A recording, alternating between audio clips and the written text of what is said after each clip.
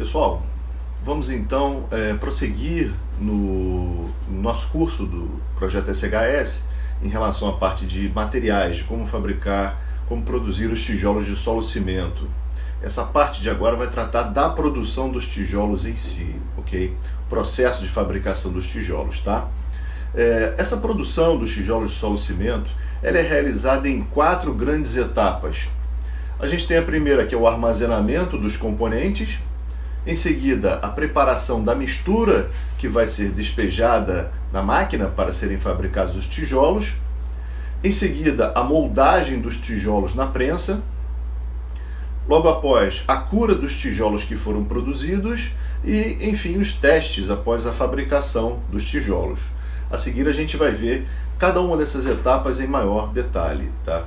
Essa etapa de armazenamento dos componentes, a presença de umidade e de outros resíduos, ela pode afetar a mistura e, consequentemente, a propriedade dos tijolos. Vão ser abordados aqui alguns cuidados básicos no armazenamento do solo, do cimento e da cal hidratada, que são os componentes necessários para a fabricação do tijolo de solo-cimento. Em relação ao armazenamento do solo, por exemplo, ele deve ser armazenado preferencialmente num local coberto, protegido da chuva, da umidade e do contato com resíduos, como serragem, óleo ou outro tipo de material que poderia prejudicar o desempenho do solo quando o tijolo for fabricado. Caso a armazenagem do solo seja feita em um local descoberto, é necessário cobrir essa pilha de solo com lona plástica para preservar a umidade do material. É importante isso porque a umidade que é necessária para a fabricação do tijolo, ela não é muito alta. Então, caso essa pilha de solo seja molhada por conta da chuva ou um outro tipo de situação que aumente a umidade do solo, pode-se ter dificuldade na moldagem dos tijolos, ok? O ideal é que o solo não seja despejado diretamente no terreno, mas sobre uma camada de brita 1 ou brita 2 com cerca de 5 centímetros de altura, ou sobre um piso cimentado com caimento. Isso dificultará a subida de umidade do chão para o solo. Também pode-se estender uma lona plástica por cima da brita antes de jogar o solo, para que o solo não entre pelos vazios da brita. O armazenamento em baias, que são espaços confinados em 3 lados, também é importante. Essas baias podem ser graduadas, e graduadas quer dizer que elas sejam marcadas, né? Por exemplo, a cada 10 centímetros, de forma que você possa manter aproximadamente um controle do volume de solo que está sendo utilizado, da quantidade de solo que está sendo consumido ao longo do tempo, tá? Essas baias elas também contribuem para uma melhor organização do canteiro de obras. O solo ele não pode conter quantidades de matéria orgânica que prejudiquem a qualidade do tijolo também, tá? Isso é muito importante porque a matéria orgânica ela causa problemas nas reações de hidratação do cimento e, consequentemente, afeta a resistência e a durabilidade do tijolo. Então, o solo não deve ter uma quantidade de matéria orgânica que possa prejudicar esse tipo de situação. Em relação ao armazenamento do cimento, deve-se organizar as pilhas conforme a validade do cimento e essas pilhas devem ter no máximo 10 sacos de cimento por pilha. Legal? Essa pilha deve ser armazenada sobre pallets ou sobre algum tipo de estrado de madeira, por exemplo, que esteja afastado do solo cerca de 30 centímetros. As pilhas também devem ser afastadas das paredes e das instalações de água e esgoto para que não tenham contato com nenhum tipo de umidade. Se o ambiente for muito úmido, deve-se envelopar essa pilha de sacos de cimento com algum tipo de lona plástica, o que pode ajudar na conservação do cimento.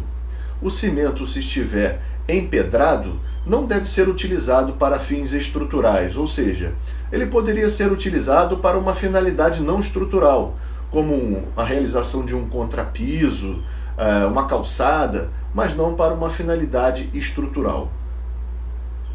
Em relação ao armazenamento da cal hidratada, que é um outro componente necessário para a fabricação do tijolo solo cimento, porque também possui uma ação fungicida, ela também é chamada de cal para massa e já costuma vir ensacada. Caso essa cal para massa não esteja disponível com facilidade, também é possível hidratar a cal virgem, ou cal viva, também chamada, no local por meio da adição de água e do descanso desse material por 48 horas. Os sacos de cal hidratada devem ser armazenados também sob estrados de madeira, distantes cerca de 30 centímetros das paredes, e também armazenados em local coberto, seco e arejado. As pilhas de sacos de cal deverão ter no máximo 12 sacos de altura. Agora, em relação à preparação da mistura para a fabricação do tijolo. As seguintes etapas compõem a preparação da mistura que vai ser utilizada na fabricação dos tijolos. A primeira etapa é o destorroamento. Em seguida, nós temos o peneiramento. Logo após, a mistura do traço. Em seguida, a adição de água. E logo após, podemos ter um segundo destorroamento, que seria opcional, caso houvesse a formação de algum tipo de empolamento do material. Falando então do primeiro destorroamento, após a retirada das pedras maiores com a mão ou com uma peneira grossa do solo, pode-se levar o solo ao destorroador mecânico para então quebrar os torrões do solo.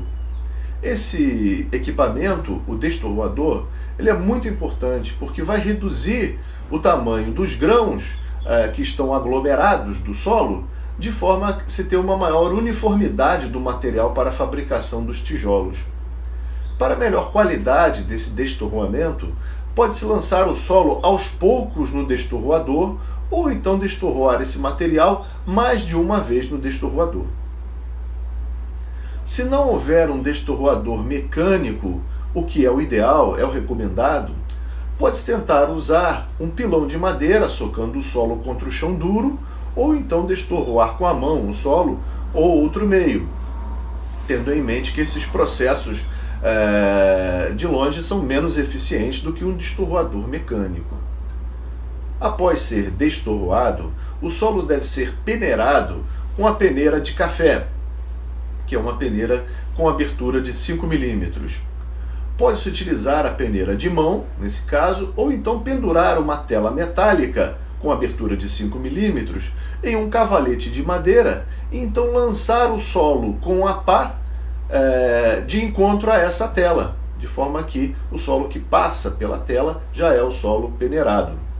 O material que fica retido nessa peneira de 5 milímetros não deve ser utilizado na fabricação do tijolo, mas pode ser útil para fazer aterros, por exemplo. Em relação à etapa de mistura do traço, é importante que os componentes da mistura, ou seja, o solo, o cimento, a cal, que eles sejam medidos por meio de recipientes que tenham um certo volume definido. Então pode-se utilizar para isso baldes com marcações de 10 litros, por exemplo, para se fazer a mistura.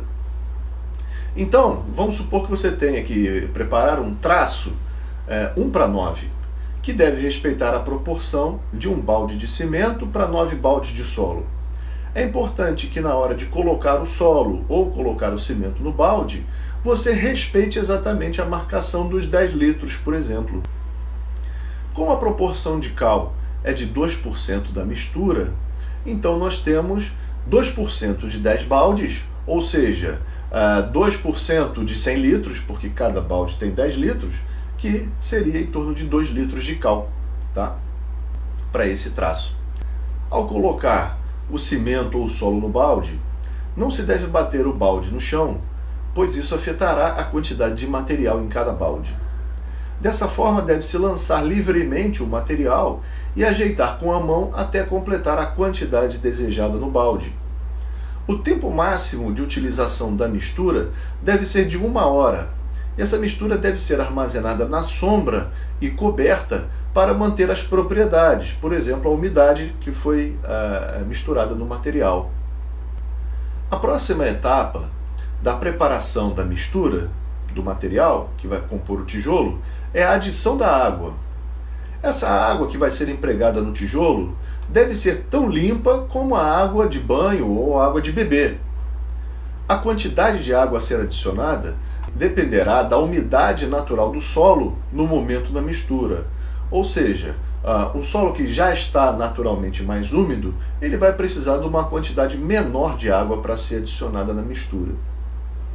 Essa água, portanto, deve ser adicionada aos poucos, sempre revirando a mistura para uniformizar. Ou seja, não jogar uma quantidade grande de água na mistura sem fazer a uniformização. De preferência, utilizar um regador com chuveirinho ou então um borrifador de água para controlar melhor a quantidade de água que está sendo despejada na mistura. A água em excesso pode prejudicar a prensagem do tijolo e então grudar o tijolo do molde.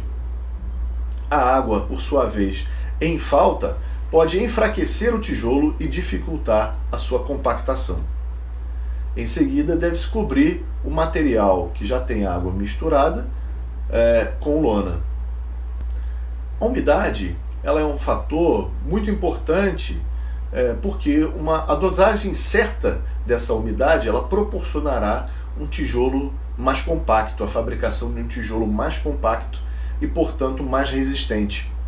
Existe um teste prático para se identificar qual seria uma boa umidade de prensagem.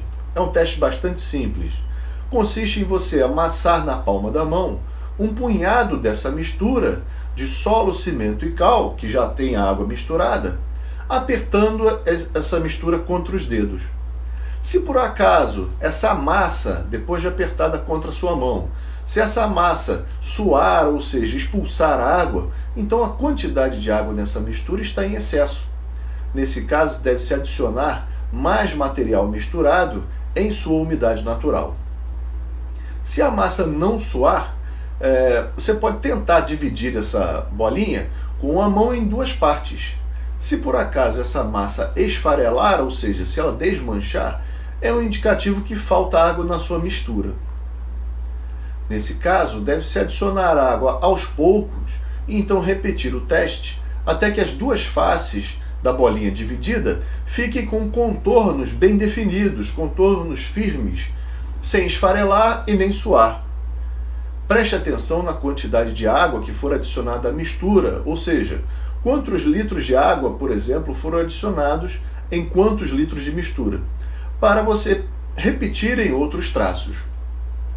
Mesmo assim, é importante fazer sempre o teste da umidade com a mão, porque ele é um parâmetro bastante prático que normalmente conduz a um bom grau de compactação dessa mistura do tijolo quando prensado. Bom, a última etapa da preparação então da mistura é o segundo destorroamento, que é uma etapa opcional e deve ser realizada se por acaso depois da mistura da água você notar algum tipo de material aglomerado, formando aglomerados de solo. Dependendo do teor de argila do solo e da quantidade de água adicionada na mistura, pode ser que se formem bolinhas de massa na mistura. Essas bolinhas acabam concentrando mais a umidade, fazendo com que a mistura não seja uniforme. Nesse caso, pode ser útil passar a mistura úmida no destorroador mais uma vez e misturar até uniformizar o material. A água da mistura pode evaporar rápido. Assim, recomenda-se verificar a umidade e corrigir a cada 15 minutos.